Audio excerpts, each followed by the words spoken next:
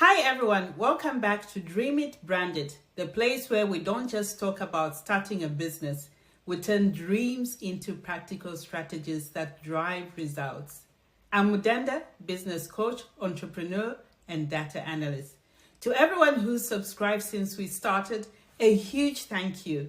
Your support has been incredible, and if you haven't joined the community yet, go ahead and hit that subscribe button. We're on a mission to reach 1,000 subscribers by the end of June, and I'd love for you to be part of that milestone. And if you find today's video valuable, share it with someone you know who's thinking about launching a business. If you're new here or catching up, welcome. On this channel, I'm walking you through a 21-step roadmap to building a profitable, sustainable business. But this isn't just about theory. To make it practical, I'm using a real example from a business I tried to launch with a few friends, an online grocery service created for Africans living abroad, commonly referred to as the diaspora. The idea was simple. Instead of sending cash to relatives, which might not always be used as intended, our platform allowed people to send groceries and essentials directly to their families in Zambia. A customer-focused, data-informed alternative to traditional remittances. Today, we are diving into step 4 of the roadmap, market opportunity. This step is absolutely critical because this is where you move from guessing to validating. Before you quit your job, dip into your savings, or invest your time and energy into an idea, we need to pause and ask, is this a real business opportunity or just a well-dressed distraction? As a business coach, I've seen it many times. People fall in love with an idea, but they've never tested whether the market is in love with it too. In this video, I'll walk you through 8 essential questions every entrepreneur must ask to assess market opportunity. And I'll show you how I've used data and practical insights to answer these same questions in my own startup journey. So grab your notebook, clear your distractions, and let's work through this together. The first question: what industry is your business in? This is your business's big picture identity. The industry you choose defines the wider economic space you operate in, the system of similar businesses, regulations, and market trends you need to respond to. Think of industry as the ecosystem your business belongs to. And the research questions I'll be asking are, what kind of product or service am I offering? Who else is offering similar solutions? What larger economic activity does my business connect to? Are there existing industry classifications I can learn from? What does the data say about this industry? At first glance, my business seemed to fall under retail, but a deeper look revealed it belonged to e-commerce with overlaps in cross-border payments, last-mile logistics, and remittance solutions. Understanding this helped me to find the right trends, tools, and competitors to watch. Second question: what sector of the industry are you targeting? Now that you've defined your industry, let's narrow it down. The sector is your lane within the broader industry highway. A sector reflects your special niche, the unique value you offer to a clearly defined audience. And the research questions I'll be asking are, what specific customer group am I serving? What product or service am I really offering? What unmet need or pain point am I addressing? How is my approach different from others? Is there a trend or gap that I am responding to? My business sat within the diaspora grocery delivery sector. That's Zambians and other Africans living abroad, ordering groceries online for family back home. We served a niche with curated bundles, no need to shop item by item, simple ordering even via WhatsApp, middle-class urban households in Zambia, a key point, replacing unreliable cash with secure target support. Third question: what changes are taking place? This is your opportunity to scan the horizon. Market shifts, technology evolves, people's behaviors change. If you're not paying attention to change, you miss the wave, or worse, build something irrelevant.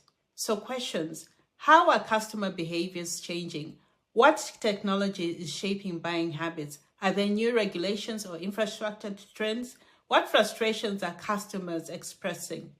Zambians living abroad are becoming wary of sending money home without knowing how it's used. At the same time, mobile money use is rising in Zambia. There is also growing concern about food security. These trends make it clear that there is space for more secure, practical solutions. Number 4 question: how does your product address the changes? This question is about relevance. If the market is shifting, is your product meeting those new needs? The best solutions are timely, practical, and easy to adapt. So questions: what specific shift am I responding to? How does my product improve what's already out there? Is it simpler, cheaper, or smarter? What makes it right for this moment? Instead of sending cash with all its risks, my users could send curated food bundles directly to their families. It was fast, reliable, traceable, and built around what actually mattered to them: food on the table. Number 5, how can your product create change? This goes beyond just being useful. A strong business model doesn't just respond to trends, it helps shape new ones. When your product changes habits or improves systems, that's real value. So questions: what's different because of my product? What systems or behaviors am I improving? Am I solving an old problem in a new way? Could this create long-term transformations? In our business example, we helped shift mindsets from sending money to sending essentials. We also helped introduce tech-shy families to mobile ordering and payments. That's not just comments, that's confidence building. And number 6, what's the size of the opportunity? Let's talk numbers. You need to understand how big the market is and how much of it you can realistically serve. A great idea in a tiny market is just a hobby. A great idea in a growing market, now that's a business. So questions: how many potential customers are there? What are they currently spending? Can I reach a meaningful share? Is the market growing or stagnant? In our business, over 100,000 Zambians live abroad. If just 5% repeat customers, if we have 5% repeat customer, that's about 5,000 customers. Now, coming to the 7th question: what is the rate of growth of the target sector? Now, it's time to think about momentum. A growing market gives you room to experiment, improve, and scale. Growth means you're riding a wave, not swimming against the tide. Now, questions: what's the growth rate in this sector? Are competitors increasing or exiting? Are customers adopting new solutions faster? What customers are fueling the growth? E-commerce in Zambia is growing at 5 to 20% a year. Mobile money and delivery services have exploded since the pandemic. If you're building something that aligns with those trends, you're entering at the right time. Now, coming to the last question: what trends will impact the rate of growth? Finally, looking ahead, what's coming that could either boost or block your growth? The 8th and final question you should be asking yourself is: what trends will impact the rate of growth? Finally, look ahead. What's coming that could either boost or block your growth? A good entrepreneur plans for the road ahead, not just the road behind. So questions to ask: what tech, economic, or policy shifts are on the horizon? Is infrastructure such as internet or roads improving or stalling? Are customer expectations evolving? What could delay or damage growth? For example, regarding our business, some positive trends were that smartphones access is rising, urbanization is improving delivery logistics. and some risk factors where internet access is limited in some areas, and rising mobile data costs could slow down adoption. Knowing both sides would help prepare better and adjust the strategy over time. Whether you're building a grocery service in Zambia or a craft soap business in Bristol, these 8 questions are your business compass. They'll help you assess risk, clarify direction, and build with intention. So revisit each one and remember, insight beats instinct every single time. If this video gave you clarity, help me reach that goal of 1,000 subscribers by the end of June. Like it, share it, subscribe, and let's build this dream together. In the next video, we'll move on to step 5, target customer. Do you have a clear understanding of who will buy your product and why? That's where we'll take your idea from what you want to build to what your customer actually needs.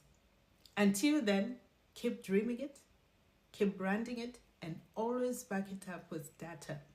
See you in the next video.